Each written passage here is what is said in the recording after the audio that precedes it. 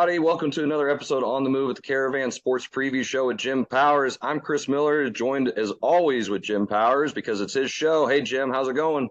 Good. It seems like we haven't talked in a minute, but I was having a little bit of fun down in Frisco, Texas last week with the FCS Championship, which was, I mean, just an absolute blast. And saw a couple local kids, really do a terrific job. Logan Kopp, that played this high school ball at Lindbergh, had a terrific game for North Dakota State. And then, Amar Johnson, we saw him at Chaminade when he was there a couple years ago, and the great kid that he is. Well, what about a career day in helping the Jackrabbits win the national championship? It was really cool to see, the local kids on the national level, participating for a national title. And it was a lot of fun down in Frisco, but now football's finally over. Let's talk basketball. Let's get into what we love to talk about, and that's hoops.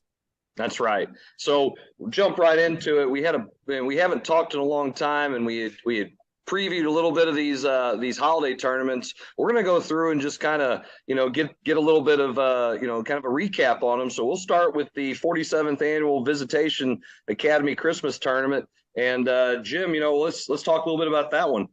The seats held. I thought the coach, just an impossible tournament to seed because all 16 teams are terrific. And I had the opportunity to sit in that seed meeting, and the look on the coaches' faces were like, how do we do this? Where do we go with certain teams and all that? But ultimately they got it right. The top four seeds made it through to the semis. Incarnate does what Incarnate does, and that's just continue to win basketball games. The streak's up to 76 now. Wow. And they're just playing unbelievable basketball, and they beat a good Burroughs team. And this Burroughs team is going to be, it's going to be them and West Plains in Class 5. I honestly believe that when it comes down to Springfield in March. Burroughs has got a great team, but Incarnate took away Allie Turner for 3 quarters, and when Allie Turner doesn't score for the first 3 quarters for Burroughs, number one, you're doing something right defensively against her. And number two, if you're Burroughs, you're not going to win ball games. And that's what Incarnate does. Natalie Potts had a terrific tournament. I think the surprise of the tournament was Visitation. It's been a minute since they've been on the right side of that bracket, and they really performed well. They finished in 6th place. But John Sheridan's got just a great group, and they're not tall, but I tell you what, they can shoot from any area code in the state of Missouri and knock down threes all over the place. So if there was a surprise there, it was how John's got his kids playing over at Viz right now. But it was a great tournament. Championship night was just unbelievable. I mean, you couldn't find a seat in the bleachers. They were lined up on the baseline, up in the little balcony there. They were 2-3 deep. I mean, just once again, a terrific showcase for girls basketball here in the Midwest. Yeah, and I mean, you said top to bottom, there's such good competition. And, just looking over the teams and stuff, especially going even down to, back to the 13th and 5th place, 15th place teams, it's one of those unique tournaments where you're going to play 4 games. We talked a little bit about this before, and I didn't know that if you don't win one, you don't get invited back. And I think that's a really cool thing. Yeah, I mean, that's the criteria that Paul Stecklin has put together, and it's great. I mean, if you can't win one game in that tournament, if you go 0 for 4, you're not going to be invited back for, and especially with the waiting list of teams that want to play in that tournament. You got a Cape Notre Dame team that wants to play, and they're probably going to be the team that's going to come in next year. You've got a Columbia Hickman team that wants to come over and play. You've got some of the other local teams here that would love to get in that tournament. But no, I think the formula that Paul has, and that's why that tournament has been so successful for so many years, is because of the formula that Paul and his staff has set up to ensure that they're going to get the top quality teams. They're going to get teams that deserve to be there. And if you go 0 for 4, it doesn't matter who you are, what your resume was coming into it. If you go for 4, you're most likely not going to play in it next year. And I think that's terrific because now, okay, you want to win a championship, but just to stay in the tournament, you got to win a game. And that puts a little bit more, pressure on teams to come in and do great things. And once again, it's just an outstanding tournament. Paul does such a phenomenal job in running that, and it's tireless. For 3 straight days, you're going 13, 14 hours. You start early and you end late, and his staff just does a terrific job with it. Absolutely. And you always want to, I mean, in a 4-game guaranteed tournament, you'd love to go 4-0, 3-1. And if you look at the consolation side, Westminster getting the chance to go 3-1. They're a good team. They're a good program.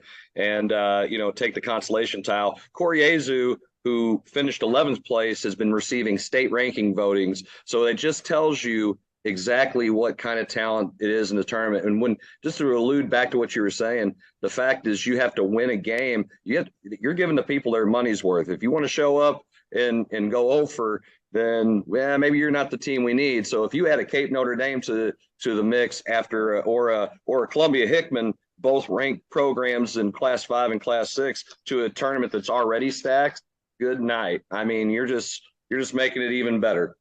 Yeah, without a doubt. And then you're bringing Civic, Memorial, and Edwardsville in from across the river. St. Joe's is a team that plays in the tournament, and they're having a terrific year. But absolutely. And once again, that's why this tournament is the best tournament in the Midwest, because it's just not the metro area. You're getting those teams from across the river. Now you're going to dip into either Como or you're going to dip into the Boot Hill a little bit. And that's what this tournament is. And that's why, and I've said this for years, it's the best girls tournament in the Midwest, top to bottom. There's no question about it. And then once again, you've got Incarnate, who's right now on just an unbelievable run. That makes it even better because people want to see them. People want to see Natalie Potts play. People want to see Otten play. People want to see those kids, get after it, because they're on the cusp of doing some really, really special things. And if they can run the table this year, which right now I think they're going to, they're going to push that win streak over 100. Now you're talking about them getting the Stratford record at 123, next year. How many teams can say that they're even in that stratosphere in winning that many games in consecutive years and not tasting the losing side of things? Pretty incredible. Well, not just playing Missouri teams.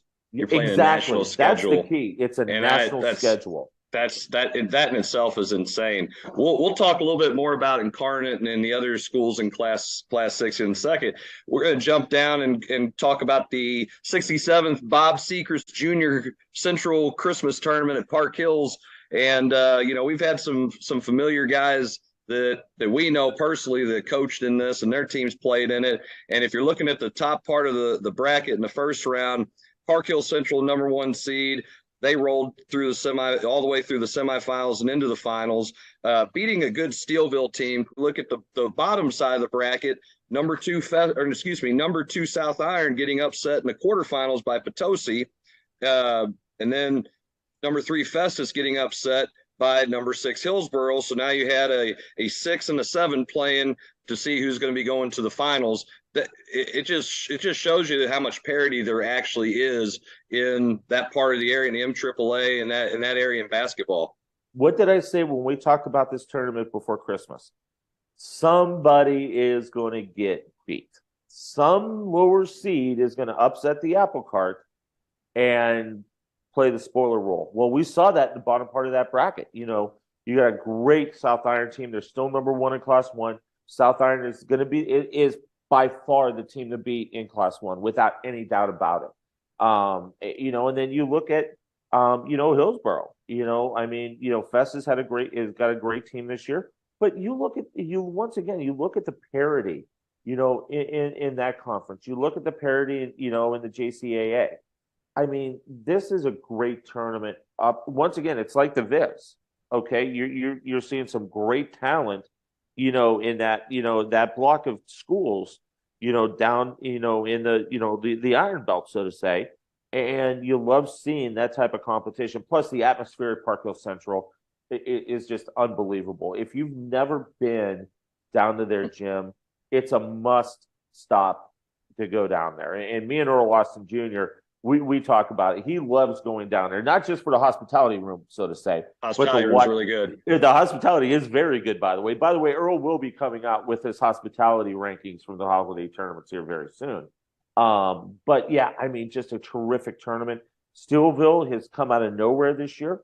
They've had some good teams in the past, but I think this may be their best team that we've seen in a little bit. They're doing great things. At Park Hill Central, I had a chance to see them out at the Norm Stewart. They're a really, really fun team to watch. They love to get it and go. They've got some kids that'll get to the rim and they shoot the lights out from the outside. They're a very, very balanced, well-rounded team. And so, seeing the results out of that tournament, Hillsborough, I mean, I'm telling you right now, Hillsborough is going to make a lot of noise, not only in the GCAA, but I think in districts and into the state bracket, because I think they've got some pieces to the puzzle that they haven't had over the last couple of years. And that's going to make them very interesting to watch moving forward. Yeah, and we were fortunate, I feel like, to play as close as we did with them, and then all of a sudden, I guess we woke up the sleeping giant, and they kind of went on a roll. And speaking of rolls, as we just talked about, trying to go 4-0, 3-1 in a 4-game guarantee or a double elimination tournament. Farmington, being the 12th seed, ended up taking the consolation title and in their side of things. So again, Farmington, who's had kind of a down year, making a little bit of noise. South Iron rebounding from their quarterfinal defeat to beat a tough North County team by 1. They also beat the number 3 seed Festus by 1. And South Iron also had played last week against the number 2 team in Class 1 and beat them by 15. And they're also in the same district. So it's like in Bunker, and they're not going away either. They're coached by Coach Gorman, and he's no stranger to winning. So he's won a few in his lifetime. Let's just put it that way. He knows how to do it. He's been down that road, yeah. And then, of course, as you said, Park Hill Central, they were winning the championship over Hillsborough. A tough contest there, but Park Hill's just being so good. And then Steelville dropping to Potosi. I think Potosi is a dark horse, especially in that conference. They show they can beat the number 1 team in Class 1, which isn't. I mean, they're no pushover, but then at the same time finishing strong, getting 3rd place, and then going 3-1 in the tournament, which is what you want to do. And they're having a good program down there. They're tough. They're a tough team as well. Yeah, without a doubt. And once again, you want to play these types of tournaments over Christmas break because we talked about this, and this is how I've always said it here in Missouri. November, late November, December, that's kind of the silly season, so to say. You're kind of figuring out things. You're playing in a lot of tournaments. You're playing some great competition.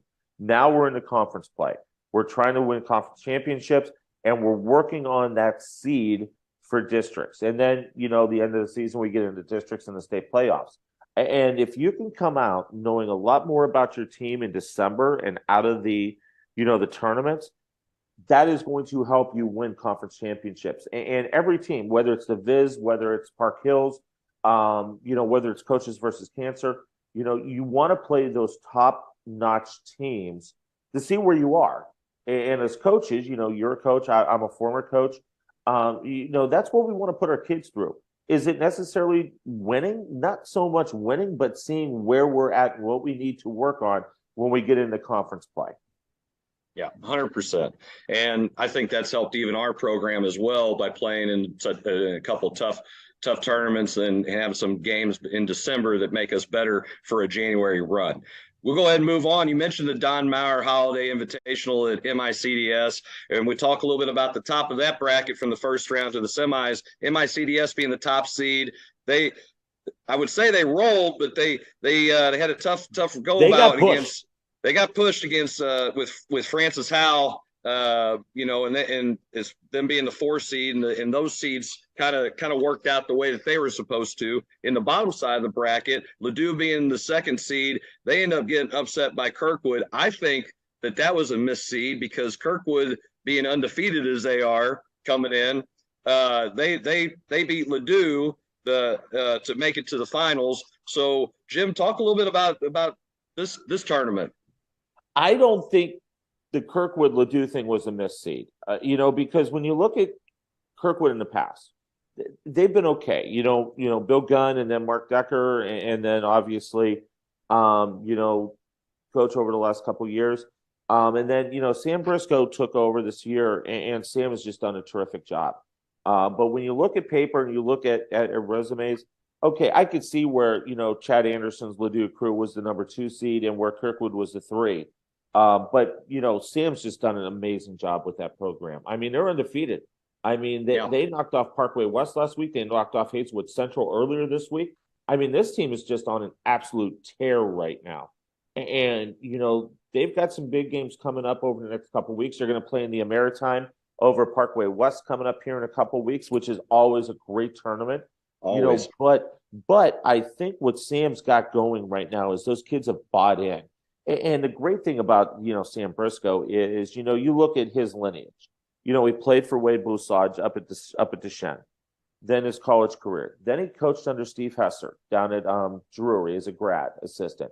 Then he stayed on with Chris Foster for a couple years. You're talking about some pretty good guys to learn from and to take bits and pieces to build your own program.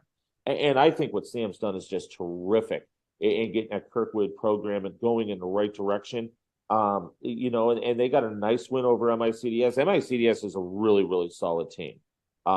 They've got some great players, some kids that played football that are now on the basketball court that we talked about, Winston Moore and that crew.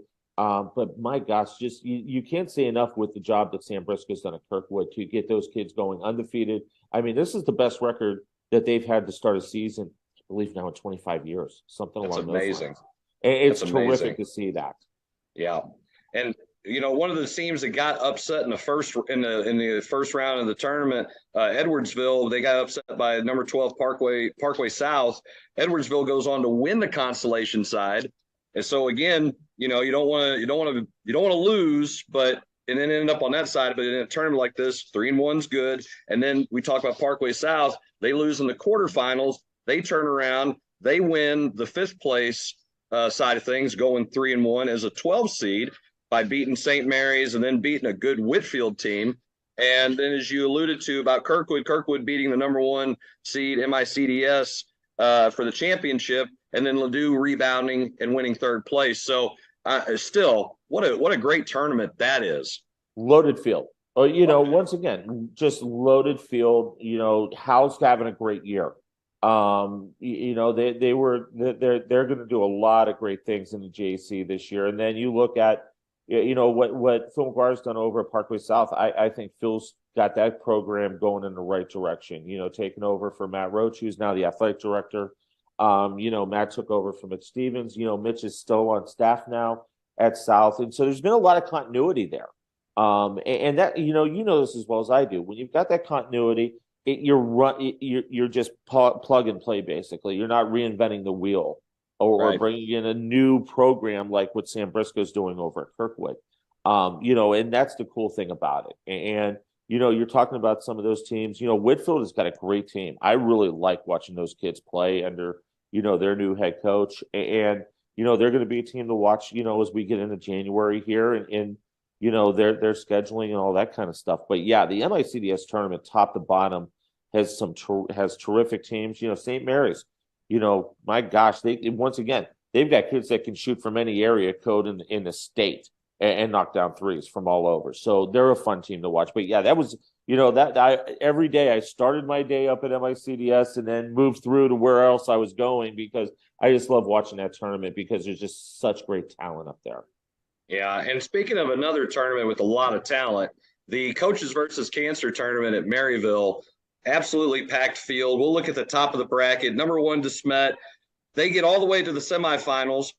They get to play the 13th seeded Lafayette Lancers. And I'm telling you, Lafayette upsets number 4 Troy, who's always tough. Right. They get to play the 12th seed Eureka, who upset Webster Groves. So now they're playing DeSmet, who's the number 1 team in Class 5, and they beat them. So now you have the 13 seed playing in the finals, and they're going to be playing against Columbia Hickman, who made it as the 2 seed all the way to the finals. They defeated Memphis University Academy, who had upset Parkway West in the 6-3 game. So you have Lafayette against Hickman, and you would say, well, you beat DeSmet. Maybe that's it. Maybe the run's over. No. Lafayette goes on, and they defeat Hickman, and they win the tournament. So just I mean, it just shows you on any given day, kids get hot, especially over the holidays. You never can tell who you got. Maybe showing up, maybe not showing up. Maybe you ate too much Christmas turkey or something, and boom, you have a team like Lafayette just come out of nowhere. How about a team that going into that tournament was 1-5?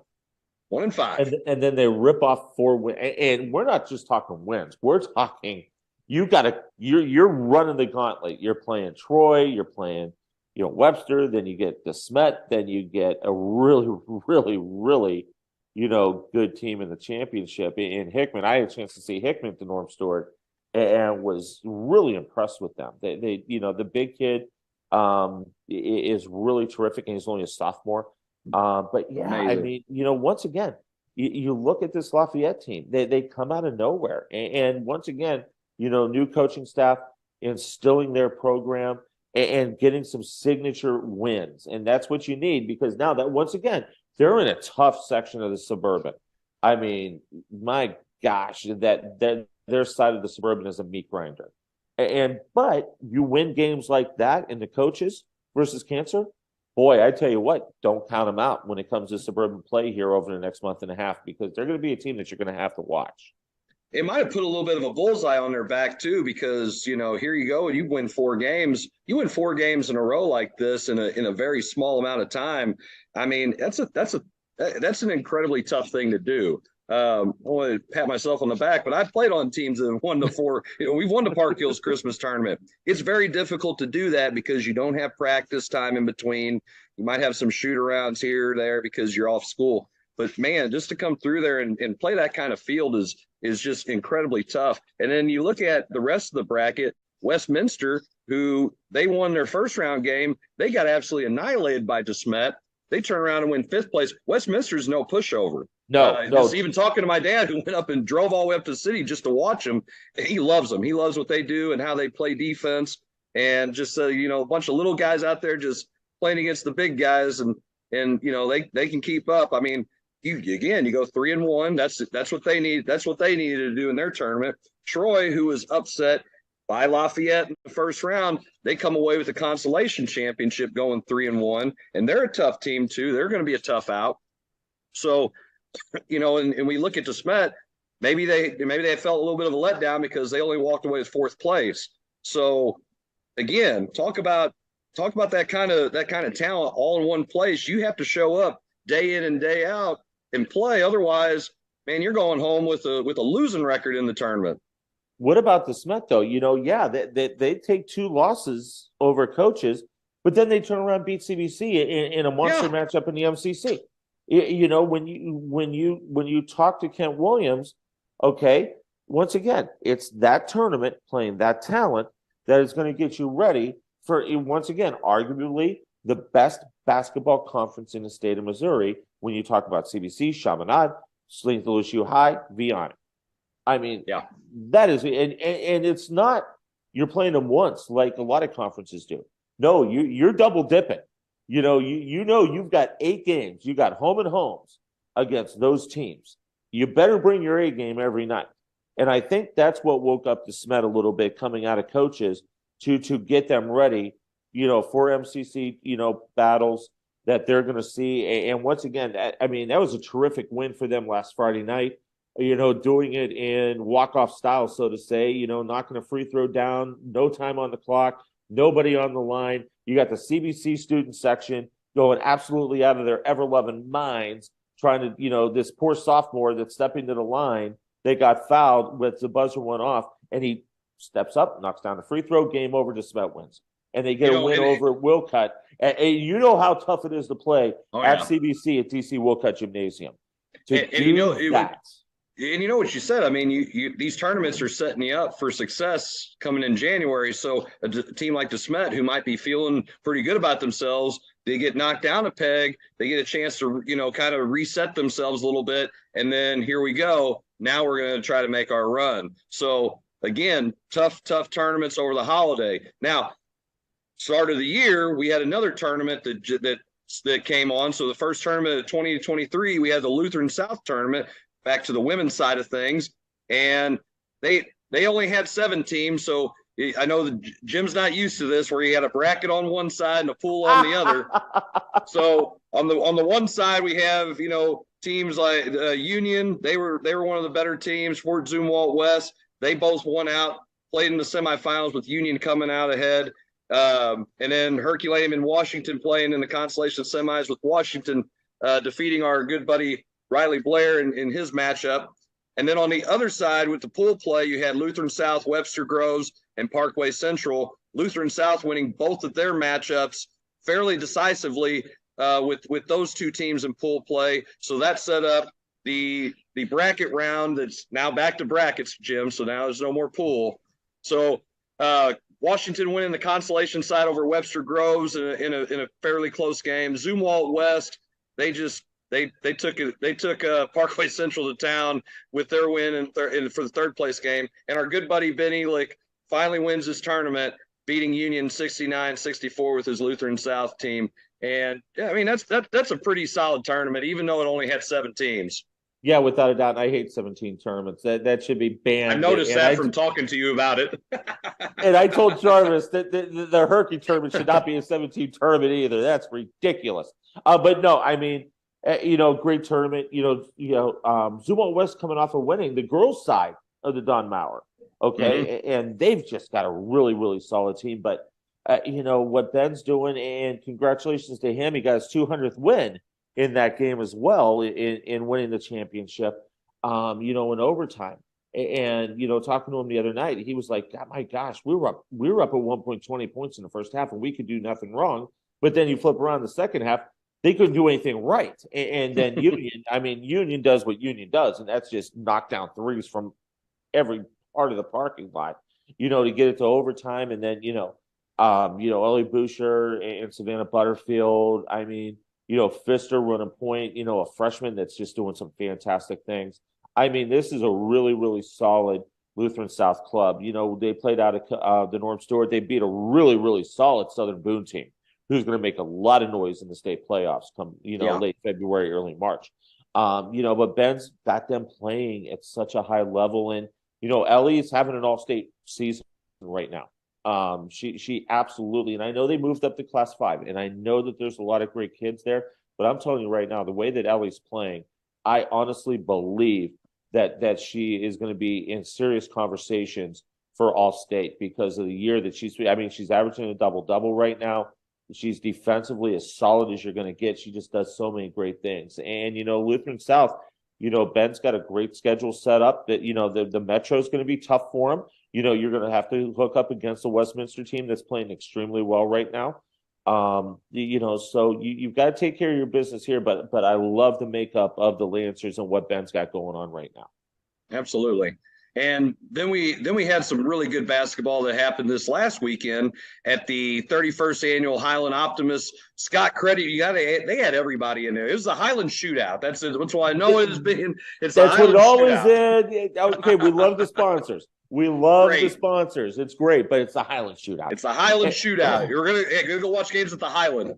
Right, I've exactly. been there. What a great atmosphere. Absolutely great. Gosh, it's phenomenal. And the teams that they bring in, they brought I Am Hotel in. They brought, some of the great Chicagoland teams in. A couple really, really solid teams from Central Illinois and Moline. Once again, just a great, and then obviously you got the St. Louis side of things where you got CBC going over, you got Chaminade going over, Vistan going over. Once again, you talk about must stops when you're looking at your schedule and trying to figure out where to go. If I wasn't down in Texas with finishing up football, I would have been in Highland on Saturday because there were so many great games, and the local teams kind of took it on the chin a little bit, but I think the signature win was Chaminade beating St. Rita. That's a big win. Year in and year out. That is a team that competes in the 4A championship in the state of Illinois, and they make deep runs. And when you talk about what Frank Bennett's got going at Chaminade, once again, saw him at Norm Stewart. They beat that Hickman team that's really good. Yeah, and I'll tell you what, talking about some of the other teams too. I mean, Vashon being one of the best teams, obviously in Class 4, even with a poor record playing a national schedule. Moline's Definitely a great program. You got Staley, who's the #1 team in Class 6 on the boys' side, beating a good East St. Louis team Yep. pretty decisively. If there was that, and that was the biggest margin of defeat was Staley, and I kind of had some reservations about Staley, you know, being it's that Kansas City bias a little bit. They've got a really good program going on over there, and then of course New Madrid County Central repping the boot heel and coming up and winning against Bloomfield Central Catholic. And again, no slouch there, but it just shows New Madrid. New Madrid's also played in the Riverbend Classic against some really good out-of-state teams. They play a tough schedule, and they're trying to contend for a state championship as well. So, you know, as you said, some of the local teams take on the chin, but then at the same time, I feel like Missouri itself represented itself very well. Well, you know what, you said you had your reservations about Staley. I haven't had any reservations about this team. Chris Neff has had this program going in the right direction for the last 3-4 years. And this is the best crew that he's got. And you know, for those who don't know, Chris Neff, St. Louis guy, coached with Jay Blossom over at Webster Groves for many years, went out to Kansas City, and he has just done an absolute phenomenal job, you know, with that team. And they're #1 in the state. They deserve to be #1 in the state. And honestly, right now, when you look at Class 6, they're the team to beat in Class 6. The way that they're going about their business, I mean, they're taking on some of the big hitters out in Kansas City. And, you know, not only on the Missouri side, but over in the Kansas side, they come over and they take care of business at the Highland. I mean, you know, Chris has just got a terrific bunch of kids that are going to do some special things. And if there's a year that the Kansas City side might get the Class 6 title, as much as I would love to see a Chaminade, a CBC, you know, somebody come out of this side, I'm just telling you right now, I really think this is the year that Staley and the Kansas City side in Class 6 is going to break the glass ceiling and get that state championship because they're just playing so doggone well right now. And I knew that they had a good program. It's just knowing exactly how good they are in comparison. I know Coach Neff has done a fantastic job. He's definitely learned from one of the best. And speaking of Staley and their rankings in Class 6, we'll talk a little bit about that now. Their new state rankings that just came out the other day.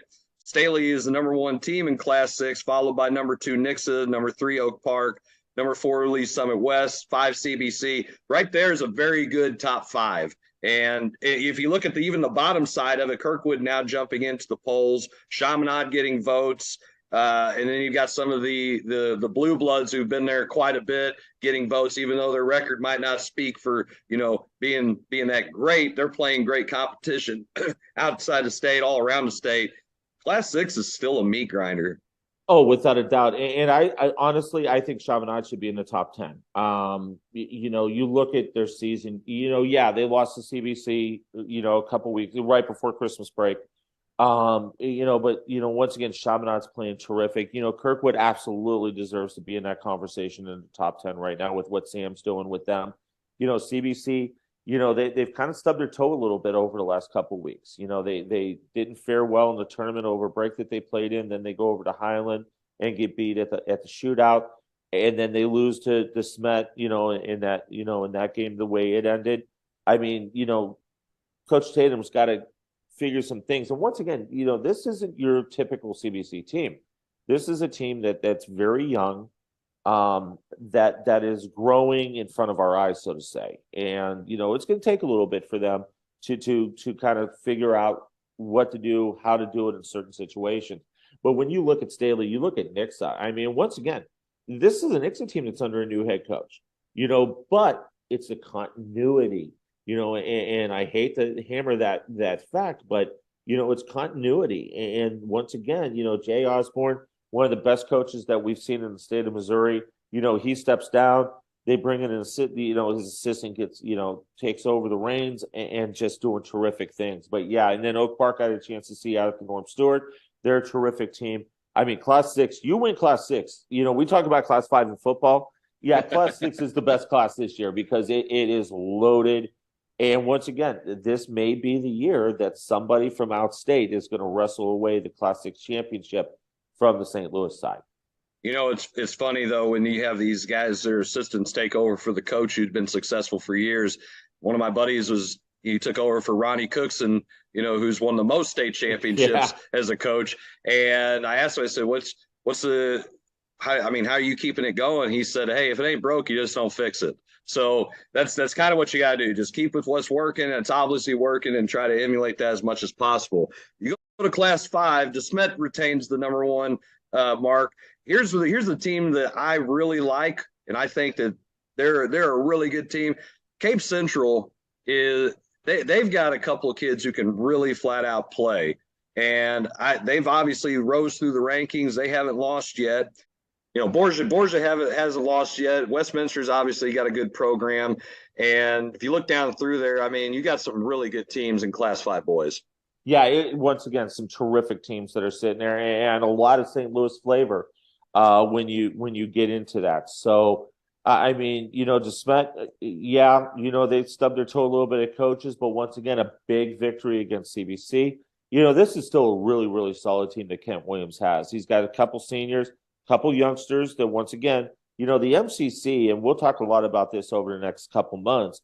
This is an extremely young Metro Catholic Conference this year. There's a couple seniors that are going to do some terrific things, but overall, when you look at the makeup of these teams, they're really, really young. So it's going to be interesting to see how they can, get through the season. You got a Westminster team that's playing terrific. We talked about, them a little bit ago, but Dale Riddle has just done a terrific job with that program and keeping it going in the right direction. But once again, you've got a lot of outstate talent and some teams that are going to make a lot of noise. And so, once again, we're through the Christmas tournament. Let's now get into conference play. Let's see how the seeds are going to shake out, and let's throw the ball up and see what happens. But Class 5 is going to be really, really tough to see who's going to shake out of that. Absolutely. And then if you go to Class 4, where it seems like everybody got some state votes, number 1, Vashon, and number 2, Father Tolton, both records don't look very good, but at the same time, who are you playing? You're not playing these little cupcakes. You're playing some real deal schools, and that's what Tony Irons is doing at Vashon. That's what Father Tolton's doing. And as you look and see, Park Hill Central, they cracked the top 10. You've got an undefeated Forsyth at 9. Whitfield, who's still a tough program, they're hanging in there at 10. John Burroughs is having a good year. They're at 4. And if you look down through there, even the teams receiving votes, Miller Career Academy is having a good year. They look kind of quietly. Macon is one of those teams. I believe they have 1 loss. And coming in, Potosi got some votes. Obviously, you beat the number 1 team in Class 1. You finished 3-1 at Park Hills. You've got a very good record. In Lafayette, St. Joseph, they play some tough competition out there in the Kansas City, St. Joe area. Hell, you play anybody in St. Joseph, it's a battle because they all have these really good programs. So, Class 4, maybe Class 6 has the best talent. If you win that, you're the best team. Class 4, I mean, you might be the biggest, toughest team when you come out, if you can come out on top of this. But it's tough. It's going to be tough to beat Vashon or Tolton. Okay, Zach McFay, I want you to listen to me, and I want you to listen very, very intently to what I'm about to say. I don't care if Vashon's 6-6. Look at who they have played. Okay, they are playing a national schedule. They have not played a team in the state of Missouri yet. Not yet. But when they play somebody in Missouri, they are going to win, and they're going to win every one of those games. Yes, they are. Father Tolton. Who have they played? A national schedule. They're going to beat every team but Vashon in the state of Missouri. I mean, honestly, that's your championship game. In my mind right now, that's your championship game. If everything aligns the way I think it's going to, that's your championship game. And it's because they barnstorm. And there's nothing wrong with that. There's nothing wrong with setting your kids up. If you've got the team to do it, like Tony Irons does, like Tolton does, do it. Get your kids the exposure. Get your kids playing the tough talent, because guess what? That sets you up to win state championships. How's Vashon won as many state championships as they had? Because of the schedule that Tony Irons puts those kids through. How does Tolton compete the way they do? Because of the schedule that Pat Kelly, their AD, and their coach sets up for them. And that, so I don't want to hear people say 6-6, you're not the number one team. That's garbage.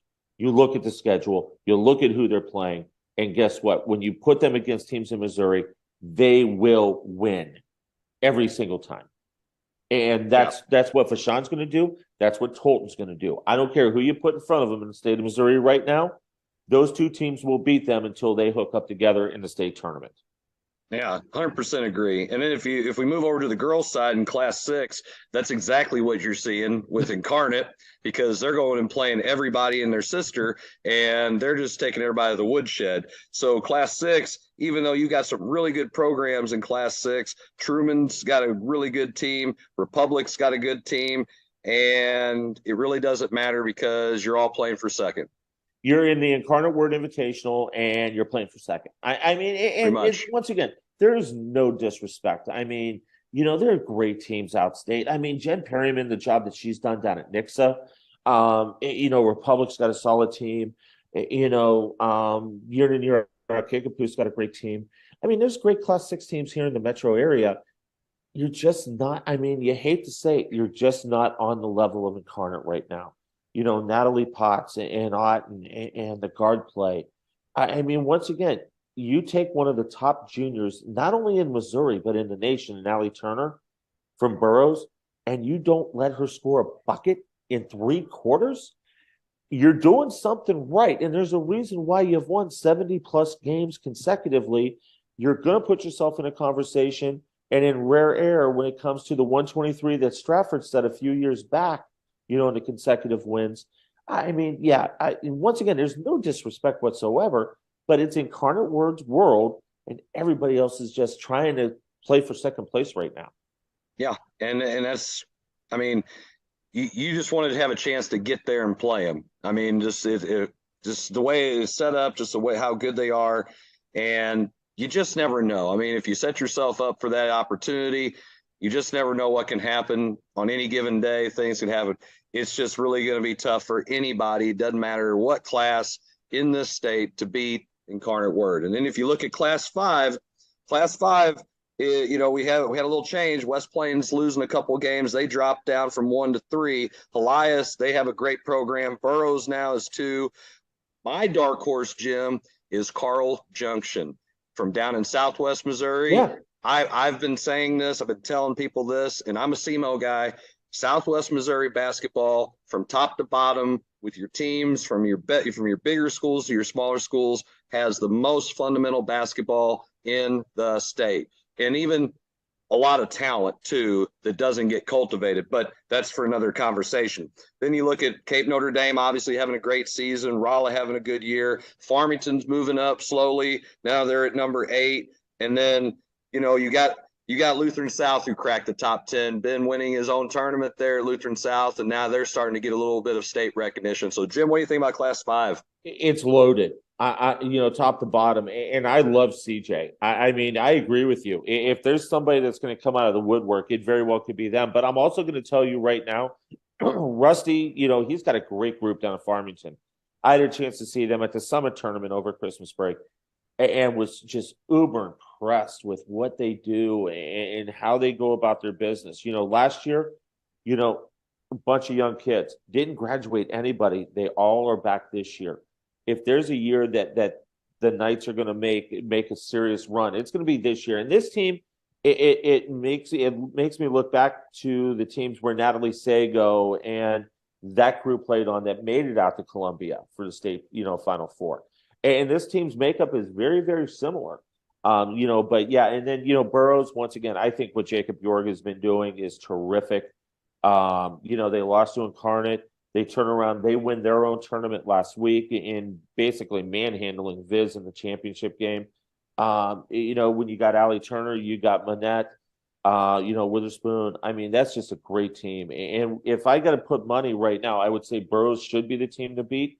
But once again, you got a CJ team that's playing well. You got a West Plains team that is really, really talented. So it's going to be a challenge for Burroughs making the step up from 4 to 5 to see how they're going to, maneuver through all that stuff. But my gosh, they're really good. And Class 5 is just solid top to bottom in the state poll this week. Yeah, I agree, and I think it's a very well represented poll as far as the areas around the state. I don't Yep. disagree with a whole lot of it. You know, things moving up, moving teams moving in, teams moving out, getting some votes here or there.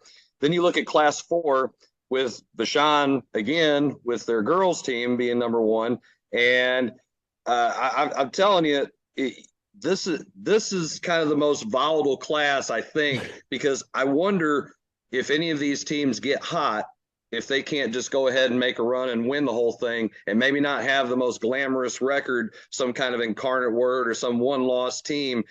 I think it's going to be, hey, I just won this slugfest over here. Now I feel pretty good about myself, and we're just going to make a run right through into Springfield for the Final Four. Yeah, and you know what? Vashon's not going to have an easy road. I mean, they're in the same district as Ritter, and the only reason I know that is that's the district we're in at Rosati. Thank you, hello, goodbye. I mean, that district is just going to be unbelievable.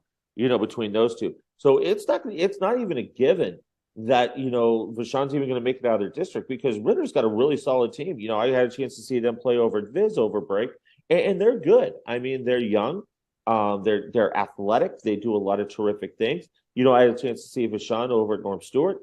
And they beat the defending 6A champions out of Arkansas in North Little Rock, who's just a really talented team.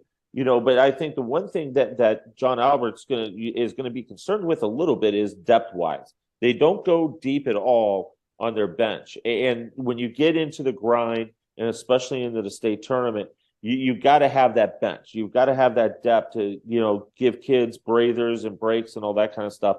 So it'll be interesting to see how Vashon, moves through the PHL schedule, some of the national things that they're going to be playing in over the next month and a half.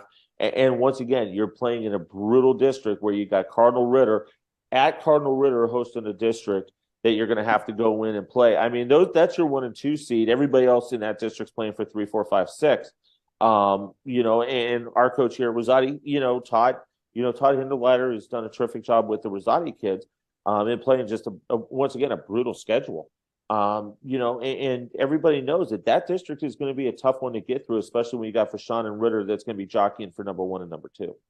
Yeah. And again, Class 4's got those kinds of teams. You got Donovan, who, I mean, they're coached by a good friend of mine, Adam Epps. And then just looking from even the teams receiving votes, like you said, Southern Boone County.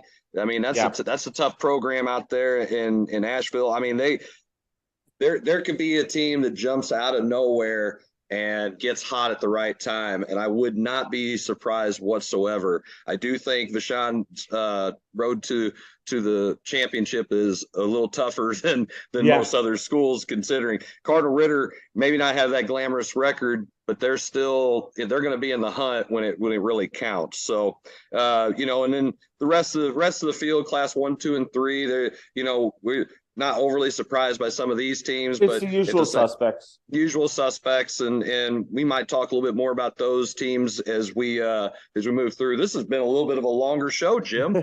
No doubt about it. And we haven't even talked about what's going to happen at Herculaneum between you, Jarvis. I mean, we haven't even gotten into that conversation, on what's going to take place, at Robertson Gymnasium. I mean, and once again, I think it's going to be a great game on both the boys and girls side. You guys are starting to turn the corner a little bit. Jason's got his crew playing some great, Gabe's playing terrific. Jason's son Dylan is having a great year. Your kids are just doing some terrific things. You knocked off Metro the other night, and in my mind, a really, really good victory for you guys, coming out of break. So, I think that's just going to be a fun atmosphere on Friday night, boy-girl doubleheader. Portel's got his crew playing extremely well, and Riley and the Black Cats, I mean, they're doing what they need to do. They got a nice victory over Perryville, who was receiving votes in the coaches poll.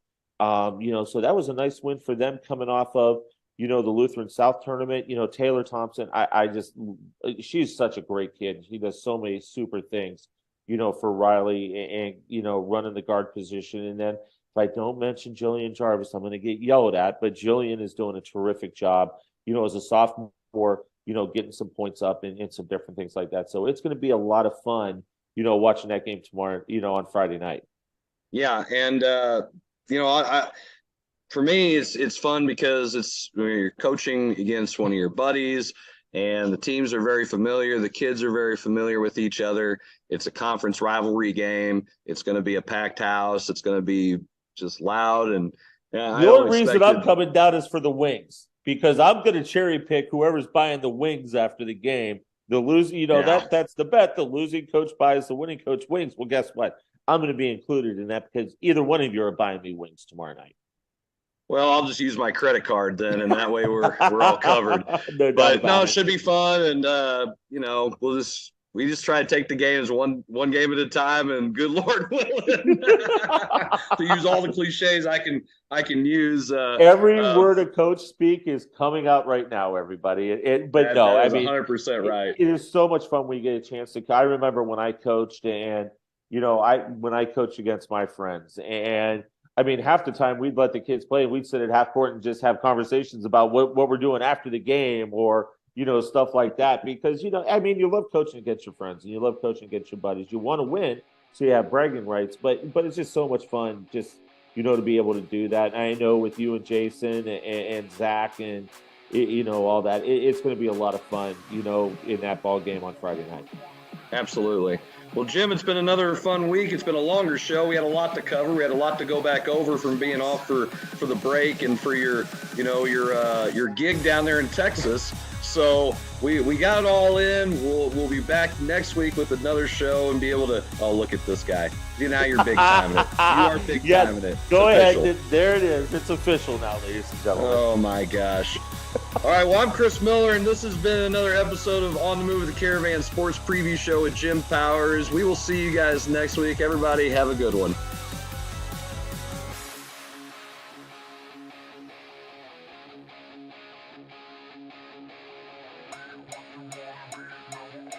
Tune in for new episodes of Coach's Box each week on our Facebook page, YouTube channel, or the Streamline Sports app. And you can also listen to our show on Apple Podcasts, Google, and Spotify. This episode of On the Move with the Caravan is brought to you by Off the Rails Media. Life's more fun when you're off the rails.